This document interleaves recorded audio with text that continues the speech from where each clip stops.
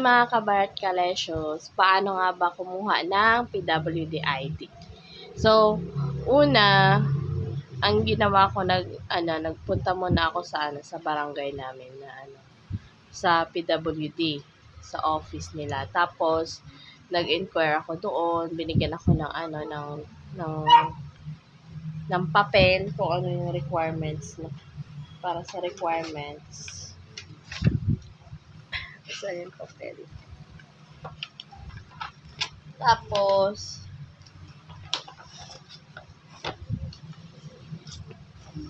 ito yung mga requirements na kailangan.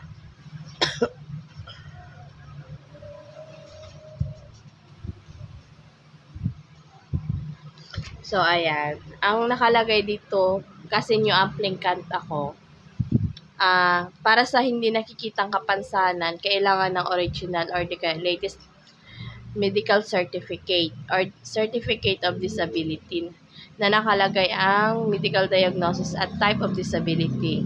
So, para naman sa nakikitang sa hindi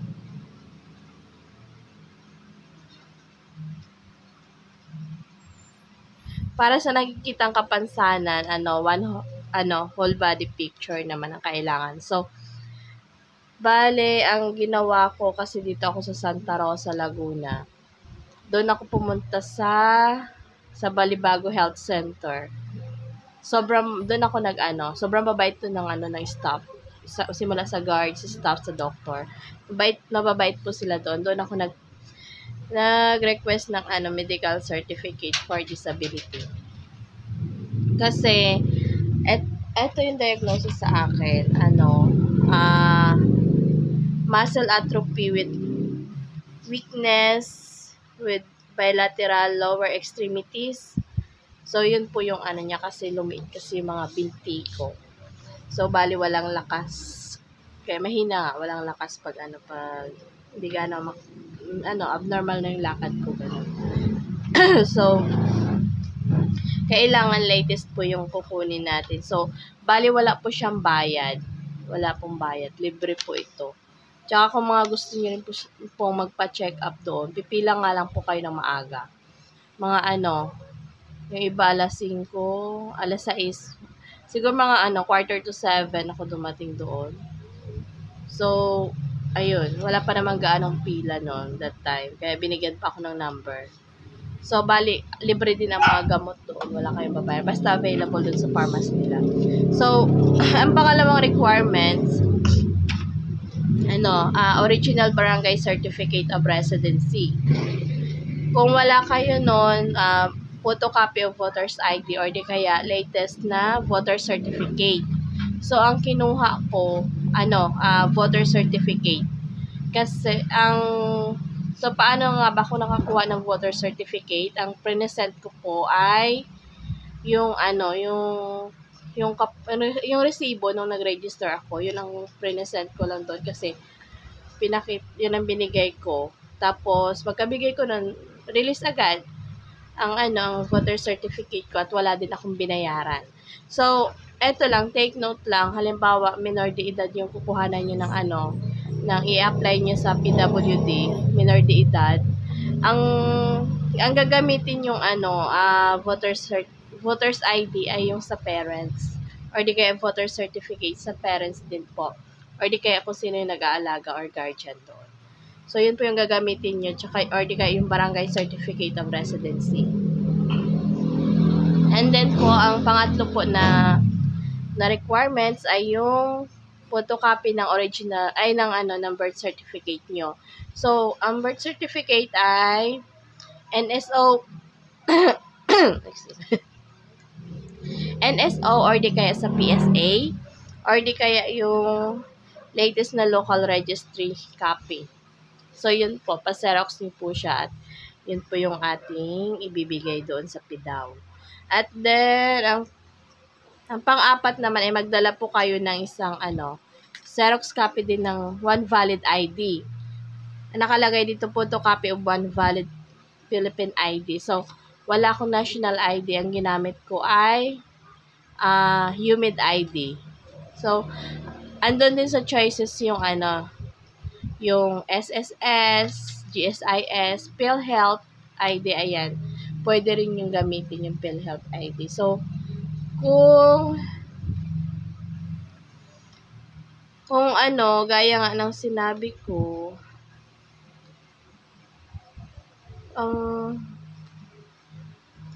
so, ang gagamitin yung ID pag halimbawa, minor de edad, halimbawa, wala namang ID yung applyan niyo ng PWD. So, ang gagamitin na ID doon sa parents pa rin. So, ang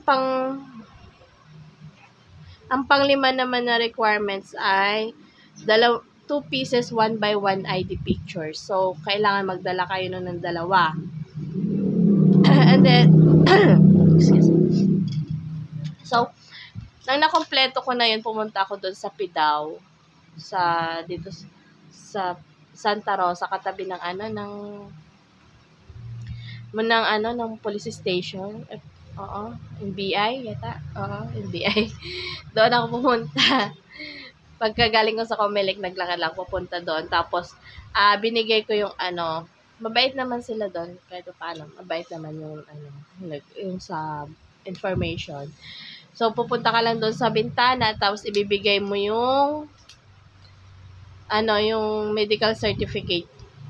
So, yun ang binigay ko, yung medical certificate for disability. Tapos, sabi, sandali lang, i-check lang daw nila. So, yun, chinek nila, tinawagan yata yung doktor.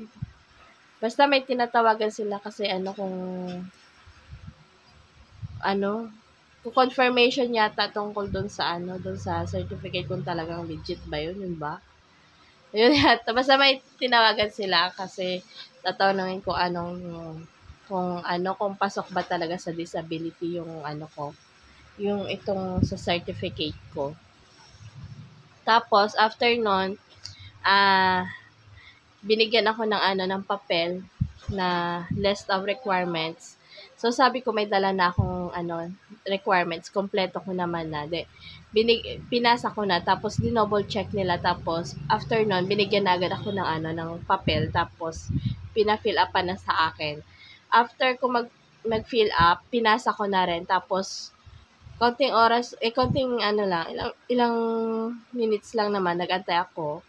Tapos, nirelease na sa akin. Bali, yata, wala pa akong 2 oras doon na nag-antay kasi marami din ang pila. So, binigay na sa akin yon. Ito, kasama ang booklet. Ayan. Tsaka itong ID.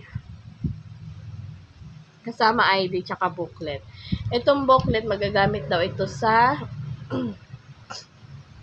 pag mag-avail ka sa sa grocery, pag nag-grocery ka, pero selected items lang yung maano mo doon. Sa grocery, pag bibili ka ng gamot, pero pag bibili ka ng gamot, kailangan may reseta or di kaya updated ang reseta mo kasi pag hindi siya updated, hindi siya accredited ng hindi ka naman makaka-avail ng discount. Yun. Tapos, after nun, may binigay pa sa akin na isang papel. Kung gusto ko magpa-member sa barangay namin para maka-avail ako ng halimbawa, mga ayuda, mga benefits ng PWD na galing sa munisipyo. So, for example, halimbawa, birthday cash gift, ayan. Magpapasa ka lang nagpasa lang ako ng back-to-back Xerox copy nitong ID ko, tapos Xerox copy ng birth certificate, tsaka yung voter certificate, Xerox copy lang nun. So, pinasa ko yon kasi ang patakaran daw dito, halimbawa, birthday ko July. So, nagpasa ako ng June. Birthday ko July. So, hindi pa ako makakakuha by June or kahit August or September ganyan. Hindi pa ako makakakuha ng birthday cash gift. Bali, next year pa siya next year ka pa makaka-avail ng cash gift. Yun daw ang patakaran dito. Halimbawa, next year pa ako nagpa-member or nagpasa ng requirements para dun sa barangay. So, mag-antay ka pa ulit na mataas yung year para makakuha ka sa sunod na taon. Ganon. Ewan ko, sa iba-iba po ang patakaran, hindi po lahat pare-pareho. So, depende po sa municipality na nasasakupan. So, yun po yun dito sa amin. So, comment nyo na lang po kung may tanong po kayo. Tsaka, please subscribe na rin po and share para sa mga, kasi ako, dapat matagal na akong kukuha nito. Kaso nga lang, hindi ko alam kung anong requirements na tapos, yung sa ID naman, kala ko kung anong ID na, wala pa naman akong